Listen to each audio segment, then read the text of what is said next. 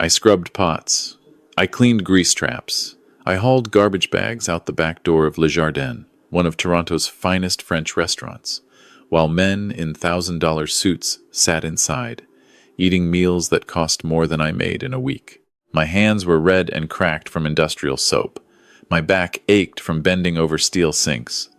At 62, I was invisible, just another immigrant doing the work Canadians wouldn't do. That's what my stepson Marcus thought, anyway. I met Catherine 15 years ago at a community center in Scarborough. She was volunteering, teaching English to newcomers. I was there trying to improve my language skills, even though I'd been in Canada for 30 years. She had kind eyes and a gentle smile. Her husband had passed away 5 years earlier, leaving her with a teenage son who resented everyone and everything. Marcus was 17 when we married. He tolerated me because his mother was happy, but I could see it in his eyes. I wasn't good enough. I worked construction back then, came home with dust in my hair and cement on my boots. He'd wrinkle his nose when I walked past, like I carried the smell of poverty. When Marcus went to university, things got easier. Catherine and I had our little townhouse in North York. I worked, she worked part-time at the library. We were happy, simple, but happy. Then Marcus graduated from Rotman School of Management. Got a job at Thornhill Capital, one of Bay Street's top investment firms. Started wearing those expensive suits. Started talking about portfolios and venture capital and leveraged buyouts. Started looking at his mother and me like we were embarrassments. "Mom, you need to stop working at that library," he'd say when he came over for Sunday dinner. "It's beneath you." People at my firm, when they ask what my parents do, what am I supposed to say? That my stepfather is a janitor and my mother shelves books? Catherine would just smile and change the subject. She was proud of him. Her boy had made it. He drove a BMW, wore a Rolex, lived in a condo downtown with floor-to-ceiling windows overlooking Lake Ontario. 3 years ago, I lost my construction job. The company downsized. At 59, nobody wanted to hire me. Too old, they said. Not directly, but I could read between the lines. Catherine told me not to worry. We had savings. We'd be fine. But I couldn't sit idle. I took the dishwashing job at Les Jardins. Night shift, 5 evenings a week. The pay was terrible, but it was something. It kept me busy. Kept me from feeling useless. Marcus didn't know at first. Catherine and I decided not to tell him. Why give him another reason to look down on us? But last month, he found out. He'd taken a client to Le Jardin. Big deal he was trying to close. Multi-million-dollar investment. He needed to impress. So he booked a private dining room, ordered the tasting menu, expensive wine. I was in the back, elbow deep in soapy water, when Pierre, the restaurant manager, poked his head into the dish pit. "Thomas, we need you to bring clean plates to the private dining room." The server called in sick, and we're short-staffed. I dried my hands and grabbed the stack of porcelain plates, headed down the hallway, pushed through the door, and there he was, Marcus, sitting at the head of a long table, surrounded by men in suits. He was mid-sentence, gesturing with a wine glass, when he saw me. His face went white, then red, then purple. "What are you doing here?" he hissed. "I work here," I said quietly, setting down the plates. The men at the table looked confused. One of them, an older gentleman with silver hair, asked, "Marcus, do you know this man?" Marcus stood up so fast his chair nearly tipped over. No, I don't. He's the dishwasher." Something in his voice made my chest tight. Not the words themselves, but the tone. Like I was dirt, like I was nothing. "I should get back to the kitchen," I said. "Yes, you should," Marcus said coldly, "and maybe use the service entrance next time. You're making our guests uncomfortable." I left, went back to my sink, scrubbed pots until my hands bled. Didn't tell Catherine what happened. 2 weeks later, Marcus announced he was hosting a gala dinner at Les Jardins. His firm was celebrating its 20th anniversary. Big event. The CEO would be there. Partners, clients, everyone important in Toronto's financial scene. "You should come, Mom," he told Catherine over the phone. I could hear his voice through the speaker. It'll be good for you to meet some influential people. Wear something nice, not from Walmart. Catherine didn't own anything from Walmart, but she didn't correct him. She just said she'd be there. What about Thomas? She asked. Long pause. I don't think that's a good idea, Mom. It's a professional event. Black tie. He wouldn't fit in. He's my husband, Marcus. And I'm your son. Please, Mom. Just this once. Let me have this without him embarrassing me. Catherine looked at me. I shook my head. It's fine, I told her. I have to work that night anyway. That was true. I'd already been scheduled for the dish pit during the gala. Pierre had told me it would be crazy busy. Extra staff in the kitchen, extra dishes to wash. I'd be there until midnight. The night of the gala, I showed up at Le Jardin at 5, put on my stained apron, rolled up my sleeves. The kitchen was chaos, chefs yelling in French, pans clattering, steam everywhere. By 7, when the guests started arriving, I was already sweating through my shirt. I could hear the music from the dining room, see flashes of evening gowns and tuxedos when servers pushed through the swinging doors. Catherine was out there somewhere. I wondered if she was having a good time, if Marcus was being kind to her. Around 8:30, Pierre burst into the dish pit looking frantic. Thomas, I need you to take out the garbage. The bins are overflowing and the truck comes tomorrow morning. I nodded, stripped off my gloves, grabbed the bags, hauled them through the back hallway and out the service door into the alley. The bins were indeed overflowing. I started heaving bags in, one after another. It was November, cold. My breath came out in clouds. I was on my 4th bag when I heard voices. The service door had swung open. Marcus stood there with 2 other men, all holding cigars. We can't smoke inside, one of them was saying. Health regulations. Ridiculous, if you ask me. Marcus lit his cigar, took a puff. Then he saw me. Oh, for God's sake, he muttered. The other men looked over. I kept working, tossing another bag into the bin. Who's that? One of them asked. Nobody, Marcus said quickly. Just the help. But the other man kept staring. Marcus, isn't that the same guy from last month? The one you said you didn't know? Marcus's jaw clenched. I said, he's the help. Can we talk about something else? He looks like that photo your mother showed me earlier, the third man said. The one from your wedding. Isn't that your stepfather? My hands froze on a garbage bag. Marcus took a long drag from his cigar. He is, technically. But as you can see, he's not really family. He's more of an embarrassment my mother insists on keeping around. The words hit me like a fist to the stomach. Marcus, that's harsh, one of the men said, sounding uncomfortable. Is it? Marcus turned to face me fully. Tell them what you do for a living, Thomas. Tell these gentlemen about your illustrious career washing dishes. I straightened up slowly, looked him in the eye. I work honest work. Honest, Marcus repeated with a laugh. Is that what you call it?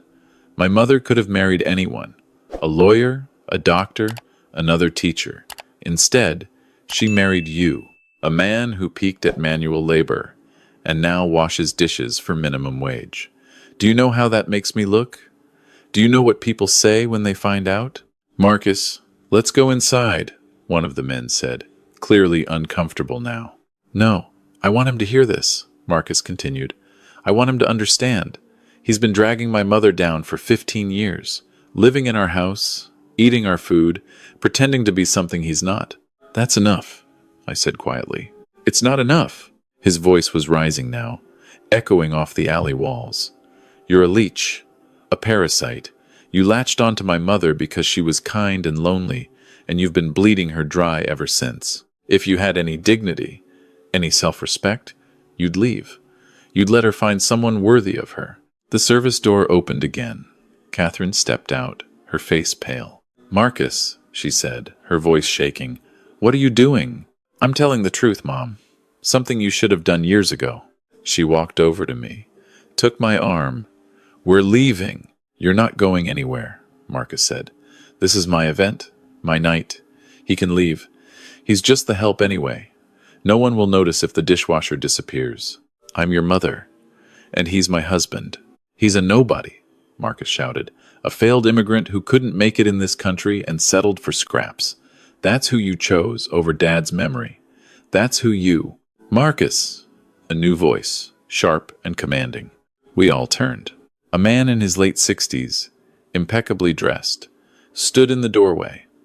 I recognized him from photos in the business section of the Toronto Star. Richard Davidson, CEO of Thornhill Capital. Mr. Davidson, Marcus stammered, his cigar dropping from his fingers. I heard what you were doing, Davidson said coldly. He walked toward us, his shoes clicking on the wet pavement. I came out here to have a private word with you about your upcoming promotion, but instead, I find you verbally abusing this man. Your stepfather, I believe? Marcus's face went from red to white. Sir, you don't understand. I understand perfectly, Davidson cut him off. He turned to me. Mr. Bennett, isn't it? I blinked. Yes, sir. I thought I recognized you, though you look different without the suit. He extended his hand. Richard Davidson. I believe we've met before, though it's been several years. I shook his hand, confused. I'm sorry, sir. I don't remember. The Harbor Club, he said. About 8 years ago. You were dining with James Whitmore. We had a brief conversation about commercial real estate development. The memory clicked. James Whitmore, my lawyer. We'd been celebrating the closing of a particularly complex deal. I'd been wearing a suit that night, not the stained work clothes I had on now. Marcus was staring at us, his mouth open. Davidson kept talking. You were remarkably humble about your portfolio, if I recall. Refused to discuss numbers even when I pressed. You said something that stuck with me. Money is just a tool. How you use it determines your worth. I remember now, I said quietly. Would you mind if I asked you a question? Davidson said. Are you the same Thomas Bennett who owns this building? Catherine gasped. Marcus made a strangled sound. Yes, I said simply. And the building next door? The one housing that new tech startup? Yes. And the Bennett Holdings portfolio? The one that includes significant commercial properties across the Greater Toronto Area? Yes. Davidson nodded slowly, then turned to Marcus. Your stepfather, Marcus, is one of the largest private commercial real estate holders in Toronto. His portfolio was valued at approximately $43 million the last time I checked, though I suspect it's grown since then. Marcus swayed like he might faint. But that's not the interesting part, Davidson continued. The interesting part is what I discovered while reviewing our firm's investor list this afternoon. Mr. Bennett, you're listed as an anonymous investor in Thornhill Capital. Have been for 6 years. Third largest shareholder, if I'm not mistaken. I nodded. James handled the paperwork. I prefer to keep my investments private. Indeed. Which makes what I'm about to say rather awkward. Davidson's expression hardened as he looked at Marcus. You see, Marcus, as a shareholder, Mr. Bennett has certain privileges. One of them is the ability to request information about personnel. This afternoon, I received a call from his lawyer. Apparently, someone at this firm has been conducting themselves in a manner unbefitting our company values. Sir, I can explain, Marcus started. I'm not finished, Davidson said. The complaint included concerns about an employee who belittles family members, treats service workers with contempt, and generally demonstrates the kind of character we cannot afford to have representing Thornhill Capital. He pulled an envelope from his jacket pocket. This is your termination notice, Marcus. Effective immediately. Security will pack up your desk tomorrow morning. Your access to our systems has already been revoked. You can't do this, Marcus whispered. I've been with you for 5 years. I've brought in millions. You've brought in deals, Davidson interrupted. But you clearly haven't learned the most important lesson in business. Relationships matter more than transactions. And how you treat people when you think no one important is watching tells me everything I need to know about your character. He turned back to me and Catherine. Mrs. Bennett, I apologize that you had to witness this. Please, enjoy the rest of the evening as my personal guests. I'll have Pierre set you up in the private dining room with our finest courses. That's very kind, Catherine said softly, but I think we'd like to go home. Davidson nodded. I understand. Thomas, I hope you'll call me next week. I'd like to discuss some investment opportunities. It's rare to find someone with both your business acumen and your values. He shook my hand again, nodded politely to Catherine, and walked back inside without another glance at Marcus. The alley went silent except for the hum of the restaurant's exhaust fans. Marcus stood there, the envelope clutched in his hand, his face twisted with disbelief and rage. "This isn't fair," he finally said. You've been lying to us, pretending to be poor while you're actually rich. What kind of person does that? The kind who wanted to know if people would respect him for who he is, not what he has," I said quietly. "Respect you?" Marcus's laugh was bitter. "You're a fraud. You let Mom think we were struggling. You worked as a dishwasher when you could have been." "I worked as a dishwasher because I wanted to," I said. "Because after 30 years of business deals and investments and meetings, I wanted to do something simple, something honest, something that reminded me where I came from." "You came from nowhere," Marcus spat. "I came from Romania," I corrected. "I came here with $300 in my pocket and a willingness to work harder than anyone else. I cleaned offices at night and studied English during the day. I saved every penny for 3 years until I could afford my first property, a rundown building in Parkdale that everyone said was worthless. I took a step closer to him. I fixed it up myself, learned plumbing, electrical work, carpentry, rented it out, saved again, bought another property, then another.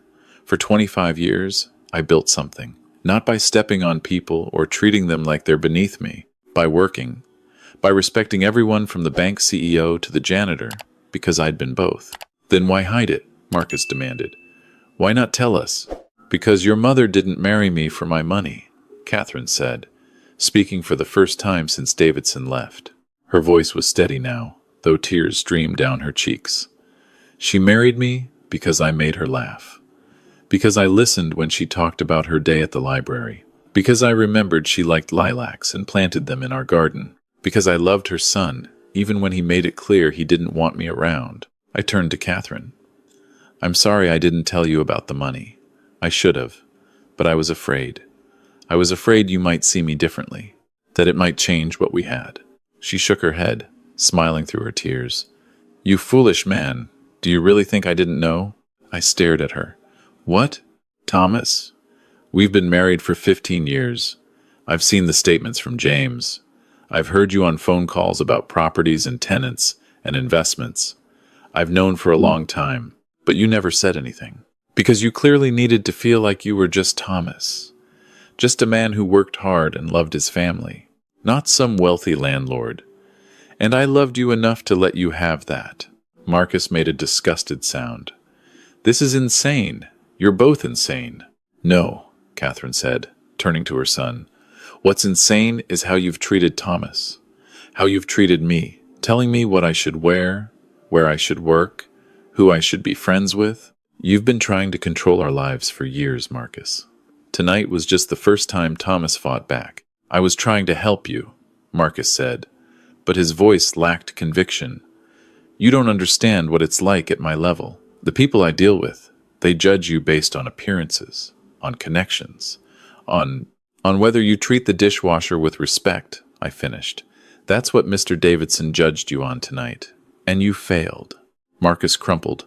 The envelope fell from his hands. He sank down onto a plastic milk crate, head in his hands.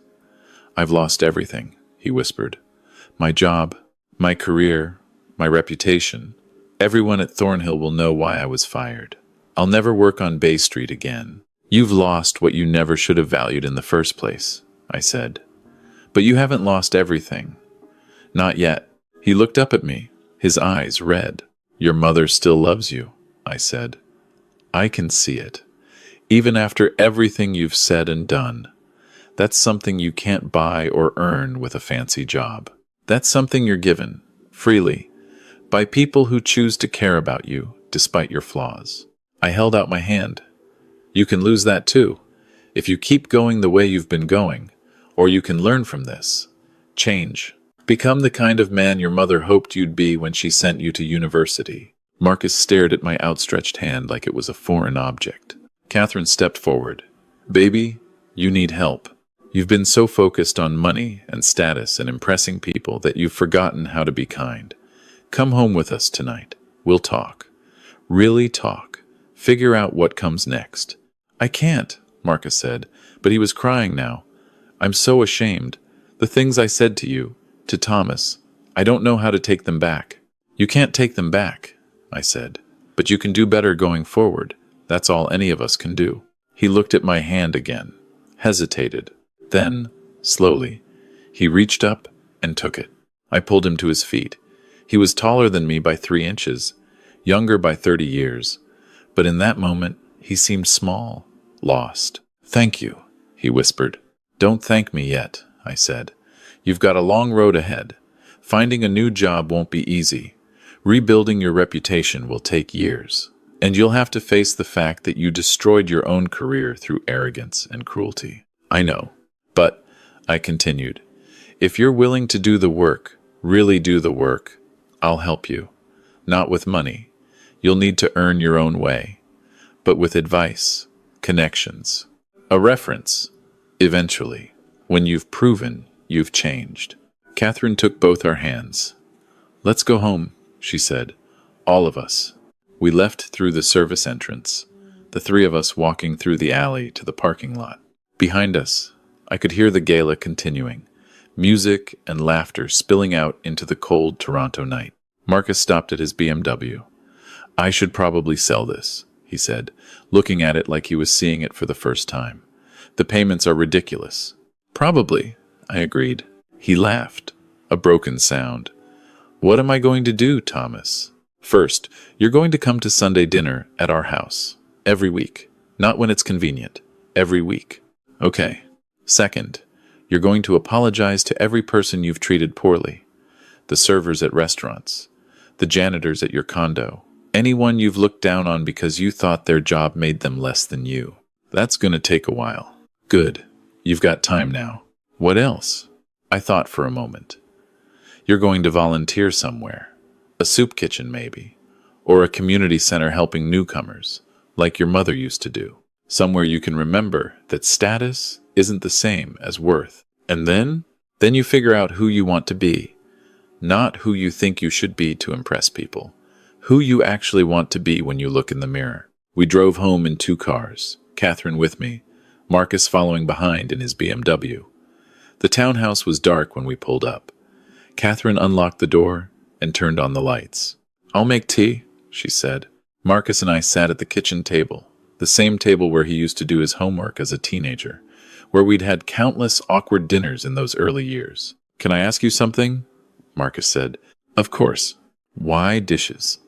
Of all the things you could have done, why wash dishes at a restaurant?" I considered the question. When I first came to Canada, my first job was washing dishes at a diner in Mississauga. It was honest work. Hard work. The chef there, a woman named Maria, she treated me with kindness, taught me English phrases, made sure I ate a proper meal during my break. She didn't care that I was an immigrant or that I barely spoke the language. She cared that I showed up on time and did my job well. I looked at Marcus. I wanted to remember that feeling. Remember what it was like to be at the bottom, to be invisible, so I'd never forget to treat people the way Maria treated me. "I've never been at the bottom," Marcus said quietly. "Not really. Mom made sure I had everything I needed. And then some. I know. And that's partly my fault. I should have insisted you work during high school, learn what it means to earn $1. But I was trying so hard to be the opposite of the cruel stepfather from fairy tales that I went too far the other way." Catherine brought over 3 mugs of tea. We sat in silence for a while, sipping and thinking. Finally, Marcus spoke. "I don't know if I can change.